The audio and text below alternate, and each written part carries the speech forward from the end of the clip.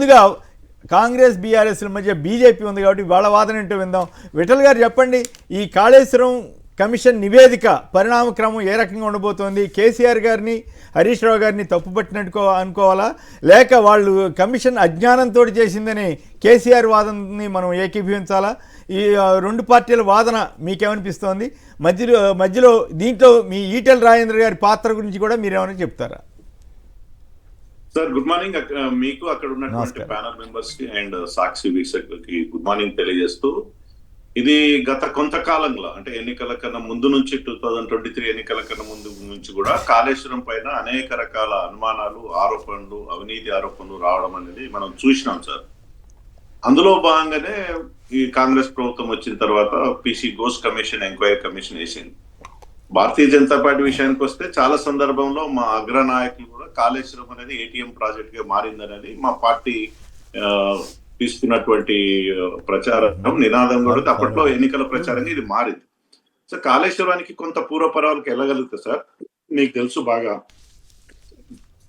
రాజశేఖర రెడ్డి గారు జలయజ్ఞంలో భాగంగా తెలంగాణ ప్రాంతానికి నీళ్ళు ఇవ్వడానికి ప్రాణహిత చేయవలన్నటువంటి ప్రాజెక్ట్ ని అప్పట్లో దీన్ని డిజైన్ చేయడం జరిగింది సార్. మీకు తెలుసా, అది తుమ్మిడియేటి నుంచి అక్కడ నీళ్ళని మళ్లింపు కోసం మనం ఎల్లంపల్లి, తుమ్మిడియేటి ఆ ప్రాజెక్ట్ నుంచి నీళ్ళు తీసుకోవాలన్నటువంటి ప్రాజెక్ట్. అది ప్రారంభంలో 35,000, తర్వాత 74,000 కోట్లు, తర్వాత 1,10,10,000 కోట్ల వరకు ఇవాళ ప్రాజెక్టు దాని అంచనాలు పెంచుకుంటూ పోయారు. దాంతోపాటు డిజైన్ మార్చి రీడిజైన్ పేరు మీద ఇవాళ జరగడం తోటి అతి తక్కువ సమయంలో, అంటే వాళ్ళు వరల్డ్ రికార్డ్ గా బీఆర్ఎస్ ప్రభుత్వం చెప్పుకోవచ్చు, కానీ అతి తక్కువ సమయంలో 3.5 సంవత్సరాల్లోనే ఈ ప్రాజెక్ట్ ని కంప్లీట్ చేసినామని చెప్పుకున్నారు.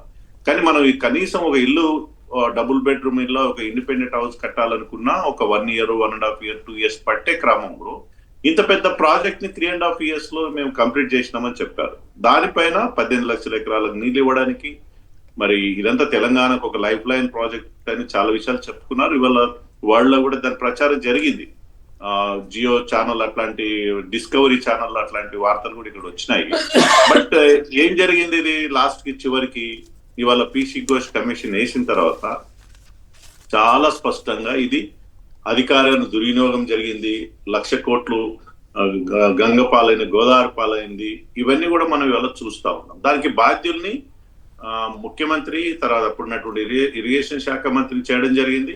ఇవాళ మా పార్టీలో ఉన్నటువంటి భారతీయ జనతా పార్టీకి సంబంధించినటువంటి ఈటల రాజేంద్ర పైన కూడా ఇవాళ ఘోష్ కమిషన్ కొన్ని అభ్యంతరాలు, వారి యొక్క కమిషన్ చేసిన ఎంక్వైరీని కొన్ని చెప్పడం జరిగింది. సరే, ఇవాళ ప్రభుత్వం ఏం చేస్తుందో చూడాలి. అసెంబ్లీలో దీన్ని చర్చ పెట్టి అందరికి తెలియజేసి, ప్రజలకు తెలియజేసి చట్టపరమైన చర్యలు తీసుకుంటామని అంటున్నారు.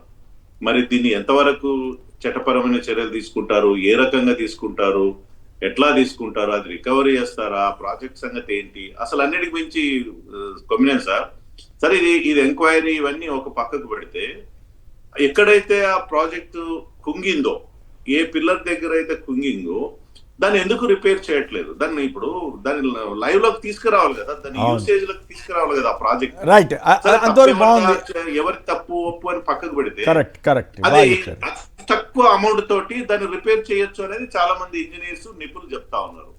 మరి ఏడాదిన్నర నుంచి దానికి ఎందుకు రిపేర్ నోసుకోవడం లేదు, ఎందుకు నీటిని మళ్లించడం లేదు, ఆ నీటిని మరి ప్రాజెక్ట్ ఎందుకు నిరుపయోగంగా ఎందుకు మారుతా ఉంది? మరి ప్రజలకు ఉపయోగపడాలి కదా ప్రాజెక్ట్, ప్రజా డబ్బుగా. మంచి పాయింట్ చెప్పారు. అయితే కరెక్ట్ విఠల్ గారు మిగతా ఇద్దరు కూడా మాట్లాడిన తర్వాత మళ్ళీ మాట్లాడుతూ మీరు ఒక్క మాట సమాధానం చెప్పండి. ఈ కమిషన్ నివేదికని మీ పార్టీ స్వాగతిస్తోందా, వ్యతిరేకిస్తోందా? ఈ కమిషన్ నివేదిక ప్రకారం కేసీఆర్ గారి మీద కానీ, హరీష్ రావు గారి మీద కానీ ఏమైనా చర్యలు తీసుకోవాలని మీరు కోరుతున్నారా? తీసుకోవాల్సి వస్తే ఎలాంటి చర్యలు తీసుకోవాలన్నది మీ పార్టీ వైఖరి. ఇందులో ఈటెల రాజేంద్ర గారి మీద కూడా చర్యలు తీసుకోవాల్సి వస్తే మీరు అంగీకరిస్తారా? ఇప్పుడు పాయింట్ ఏంటంటే, ఈ కమిషన్ నివేదికని మీ పార్టీ స్వాగతిస్తోందా, వ్యతిరేకిస్తోందా? కేసీఆర్, హరీష్ రావుతో పాటు ఈటెల రాజేంద్ర గారి మీద కూడా ఏమైనా చర్యలు తీసుకోవాలని మీ పార్టీ కోరుతోందా? ఏదో ప్రాబ్లం ఉన్నట్టుంది, మళ్ళీ మాట్లాడదాం. చరణ్ గారు చెప్పండి ప్లీజ్. బాధ్యుల్ని ఎట్లా చర్యలు తీసుకుంటారు? నిజంగా ఇది రాజకీయ కోణంలో కమిషన్ ఏదైనా పనిచేసిందా? నిజంగా అది మరి బీసీ ఘోష్ కమిషన్ నిష్పక్షపాతంగా ఎంక్వైరీ చేసిందనే తప్పకుండా పూర్తి స్థాయిలో 665 పేజీలు ఉన్నట్టు రిపోర్ట్ చదివితే తప్ప మనకు అర్థం కాదు. అంటే ఎక్కడెక్కడ కామెంట్ చేసింది, ఎవరిని బాధ్యత చేసింది, ఎట్లా బాధ్యత చేసింది, ఏ కోణంలో బాధ్యత చేసింది, ఎంతవరకు బాధ్యత చేసింది అనేది మనం చూడాల్సినట్టు. రైట్, మీరు వ్యూహాత్మకంగా సమాధానం చెప్పుకుంటే తప్పుకుంటున్నారు సంగతి అర్థమవుతా ఉంది. రైట్, తప్పేం లేదు, మీకు ఆ హక్కు ఉంటుంది. రైట్.